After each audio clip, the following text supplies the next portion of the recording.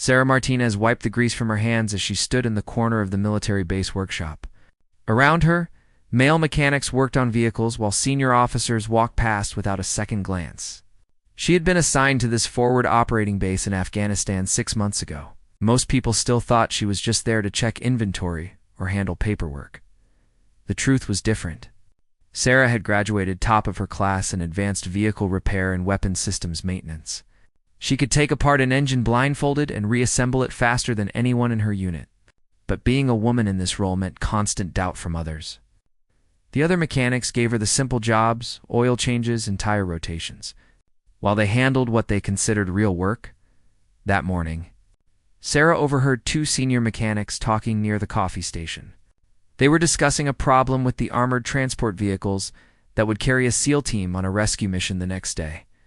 The vehicles were making strange sounds, but the mechanics couldn't figure out what was wrong. They had checked everything obvious and planned to send the vehicles out anyway, just hoping for the best. Sarah's stomach twisted. She had heard those sounds before during her training. It was a specific issue with the transmission cooling system that could cause complete failure under stress. In the desert heat, with heavy loads, those vehicles might break down in hostile territory. But she knew if she spoke up, they would dismiss her concerns like they always did. She spent her lunch break thinking about what to do. Those SEALs were going to rescue hostages held by enemy forces. If the vehicles failed, the entire team would be stranded in dangerous territory, outnumbered and exposed. Sarah made a decision. That night, after everyone left the workshop, she would inspect those vehicles herself. The base was quiet after midnight. Sarah slipped into the workshop using her access card and went straight to the transport vehicles. She crawled underneath with her flashlight and tools, checking every connection and system. Her suspicions were confirmed. The transmission cooling lines had microscopic cracks that standard inspections would miss. Under pressure and heat, these lines would rupture, causing the vehicles to break down within hours. Sarah worked through the night, replacing parts and reinforcing the systems. She knew she would face consequences for this unauthorized work, but she couldn't let those men drive into danger with faulty equipment. As dawn approached, she finished the last vehicle and cleaned up all evidence of her work. The vehicles now looked untouched, but they were safe. Morning came too quickly. Sarah barely had time to return to her quarters and change into a clean uniform before the daily briefing. Her eyes were heavy from lack of sleep, but her mind was alert. She walked into the workshop expecting to be confronted about the night's work. But everyone acted normally. The lead mechanic, Sergeant Torres, was briefing the team about the day's tasks. He mentioned that the SEAL transport vehicles had been cleared for the mission. Sarah's heart raced. Had they noticed her repairs? Would they undo her work? She stayed quiet, watching and listening. Lieutenant Briggs, the officer in charge of the motor pool, walked in with a tablet. He looked frustrated as he addressed the mechanics about the mission vehicles. Sarah prepared herself for confrontation, but his words surprised her.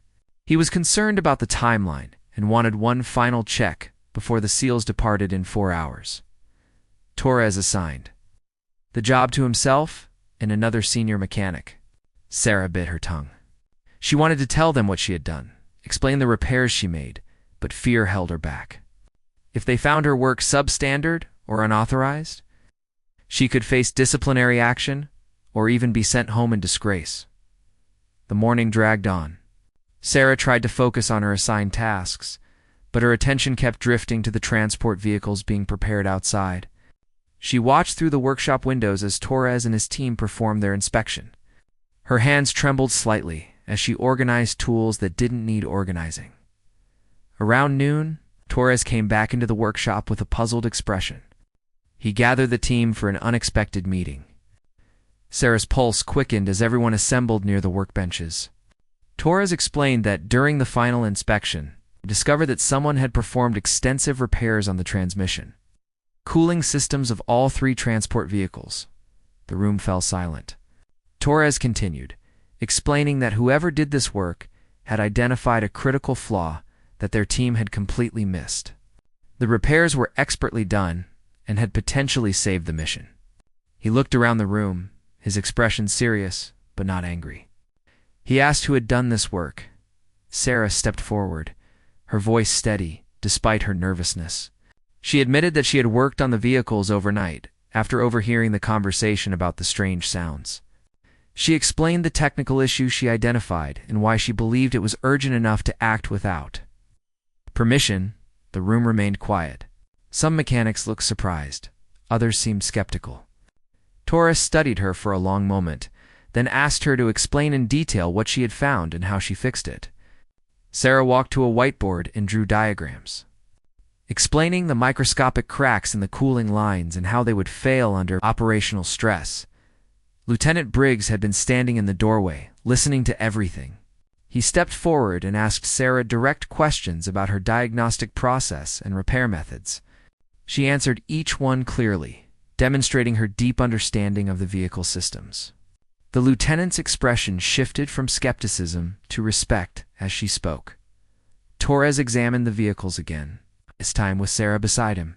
He checked every connection and weld she had made during the night. The work was flawless. He turned to her with an expression she had never seen from him before, acknowledgement. He told her that her unauthorized action had broken protocol, but it also prevented a potential disaster. Lieutenant Briggs made a decision. He ordered Sarah to brief the SEAL team commander about the repairs and the potential danger that had been avoided. This was unusual. Base mechanics rarely interacted directly with special operations teams. Sarah found herself standing in a briefing room 30 minutes later. Facing Commander Blake and his team of 12 SEALs, she explained the situation professionally, showing them exactly what had been wrong and what she had fixed. Commander Blake listened carefully, asking technical questions that Sarah answered without hesitation. When she finished, he thanked her directly and said something that would change everything. He told his operations officer to note Martinez's name in the mission file as essential. Support personnel. The SEALs deployed that afternoon.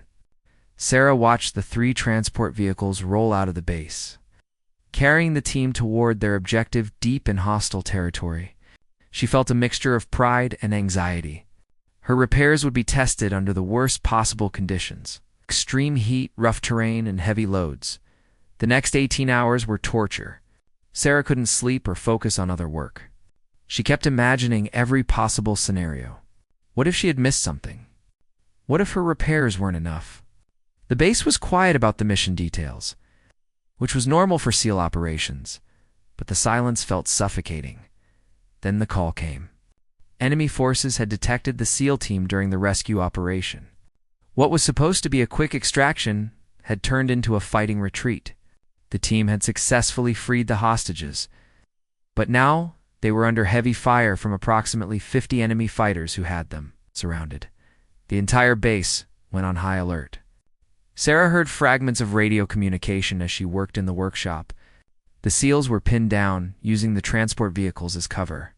They needed to move but couldn't leave the vehicles behind because the hostages couldn't travel on foot through hostile territory. As night fell, Sarah learned more details from the emergency briefing that Torres attended. The SEAL team had been ambushed 3 miles from their extraction point. Enemy forces had blocked the road with a technical vehicle mounted with a heavy machine gun. The SEALs had eliminated that threat, but were now taking fire from multiple positions in the surrounding hills. The transport vehicles were the only protection for the team and the rescued hostages, who included 2 aid workers and a journalist. Commander Blake had radioed that they were preparing to make a run for the extraction point, but they needed the vehicles to survive intense use while under fire. Everyone on base understood what that meant. If those vehicles failed now, everyone would be stranded. Sarah stood in the workshop, unable to do anything but wait and hope her work held up. Other mechanics had stopped talking to her about regular duties. They all knew what was happening and that Martinez's midnight repairs were now the difference between life and death for 15 people. The radio crackled with updates throughout the evening. The SEALs were moving, using the vehicles to shield the hostages while returning fire at enemy positions. The enemy had reinforced their numbers and were pressing hard. Sarah heard the stress in the communications officer's voice as he relayed messages. Then came the words everyone feared. One of the transport vehicles had taken multiple hits to the engine compartment. The team reported smoke and were checking for damage. Sarah's heart stopped. Had enemy fire damaged something she repaired? Was the vehicle about to fail? Minutes felt like hours. Then Commander Blake's voice came through clearly. The vehicle had taken damage but was still operational. The cooling system that Martinez had repaired was holding despite being hit by shrapnel. The redundant connections she had added were keeping the system functional, even though one line was severed. Torres looked at Sarah with new eyes. Her decision to add extra reinforcement and redundant connections, something not in the standard repair manual, was now saving lives under combat conditions. She had thought beyond just fixing the problem. She had anticipated worst-case scenarios. The firefight continued for 3 more hours. The SEAL team used tactical movement and the armored vehicles to gradually fight their way toward the extraction point. They were facing approximately 50 enemy fighters who were determined to stop them. Every few minutes, the radio brought news of more incoming fire, more close calls. Sarah remained in the workshop, monitoring every radio update. The other mechanics had gathered around, listening to the drama unfold. Even those who had dismissed her abilities now understood what was at stake. Torres brought her coffee and told her that, regardless of the outcome, she had done everything right. The transport vehicles were being pushed to their absolute limits. They were driving over rough terrain, taking enemy fire, and carrying maximum loads in extreme heat. Everything that could go wrong with a vehicle was being tested simultaneously. Yet the cooling systems held. The engines continued running despite the punishment. Commander Blake radioed that they were 1 mile from extraction. Attack helicopters were inbound to provide cover fire and suppress the enemy fighters. The SEAL team needed to hold position for 12 more minutes until air support arrived. The vehicles formed a defensive circle, their armor protecting the hostages huddled inside. Those 12 minutes were the longest of Sarah's life. She heard the intensity of the firefight through the radio. The SEALs were running low on ammunition. The enemy was closing in, trying to overwhelm them before help arrived. Everything depended on the vehicles maintaining their defensive position.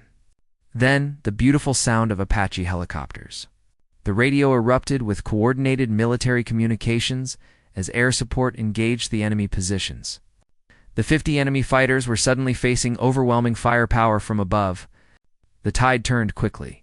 Commander Blake ordered his team to move to the extraction point. The 3 transport vehicles, battered but running, carried the SEALs and hostages the final distance. A CH-47 Chinook helicopter waited, rotors spinning. The entire team loaded aboard in under 2 minutes, a perfectly executed extraction under fire. The radio confirmed what everyone on base was waiting to hear. All SEAL team members alive and accounted for. All hostages safe.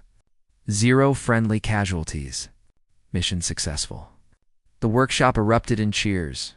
Mechanics who had barely spoken to Sarah were now shaking her hand and patting her back. But the story wasn't over. When the team returned to base 2 days later, Commander Blake specifically asked to meet with Sarah. She stood nervously in the briefing room as the entire SEAL team filed in, still wearing their combat gear. They looked exhausted but alive. Commander Blake stood before Sarah and explained something she hadn't known. During the firefight, all 3 vehicles had sustained significant damage from enemy fire. One had taken a rocket-propelled grenade hit that destroyed most of the rear suspension. Another had multiple bullet holes in the engine compartment. The third had driven over an improvised explosive device that damaged the undercarriage. Yet, despite all this damage, the engines never failed. The cooling systems she had repaired and reinforced had continued functioning, through conditions that should have destroyed them. Blake told her that military engineers had examined the vehicles after the mission. They found that her repair work was not only exceptional, but innovative. She had used techniques and reinforcement methods that exceeded military standards. The SEAL team members came forward one by one to shake Sarah's hand. These were hardened warriors who had just fought 50 enemy fighters and survived. They told her that her work had saved their lives and the lives of the hostages they rescued. Without those vehicles, they would have been stranded and outnumbered with no good options. One of the SEALs, a quiet man named Peterson, told Sarah that he had 2 kids at home. He pulled out his phone and showed her pictures of his daughters. He said that because of her dedication and skill, he would see them again. His voice cracked slightly as he thanked her. The story spread across the base within hours. The mechanic everyone had underestimated had saved a SEAL team and 3 hostages by identifying a critical problem others had missed and having the courage to fix it. Despite breaking protocol, Sarah's life changed overnight. She was no longer invisible. Lieutenant Briggs submitted a formal commendation for her actions. Torres publicly apologized to her for not recognizing her abilities earlier. The other mechanics started treating her as an equal and asking for her input on difficult problems. But more importantly, Sarah had proven something to herself. She had trusted her knowledge and skills when others doubted her. She had taken a risk to do what was right, and she had saved 15 lives by being excellent at her job. Being a woman in a male-dominated field hadn't stopped her from being the best mechanic on that base. Her gender had nothing to do with her ability to diagnose problems, make repairs, and save lives. 3 weeks later, Sarah received official recognition at a base ceremony. Commander Blake personally presented her with a commendation medal for her actions. In his speech, he said something that resonated across the entire base. Excellence has no gender. Courage comes in many forms. And sometimes the most important heroes are the ones working quietly in the background, making sure everyone else can do their job safely. Sarah Martinez had been underestimated because people made assumptions based on outdated beliefs. She had proved them all wrong, not by demanding recognition, but by being undeniably excellent at her work. The 50 enemy fighters who attacked that SEAL team never knew that their failure began in a workshop at midnight, where a determined mechanic refused to let good people drive into danger with faulty equipment. That mission became a teaching moment throughout the military. Sarah's story was shared at training facilities as an example of technical excellence, moral courage, and the importance of speaking up when you know something is wrong. She received offers to transfer to elite units and special training programs. But Sarah chose to stay at her base, training the next generation of mechanics. She wanted to make sure that no one else would be underestimated because of their gender or appearance. She taught her students that being a mechanic wasn't just about fixing machines. It was about protecting the people who depended on those machines with their lives. Years later, when people asked Sarah about that night, she always said the same thing. She was just doing her job the right way. But everyone who knew the story understood the truth. She had seen a problem, trusted her skills, acted with courage, and saved 15 lives by defeating 50 enemies through nothing but excellent preparation and technical expertise. That wasn't just doing a job. That was being a hero.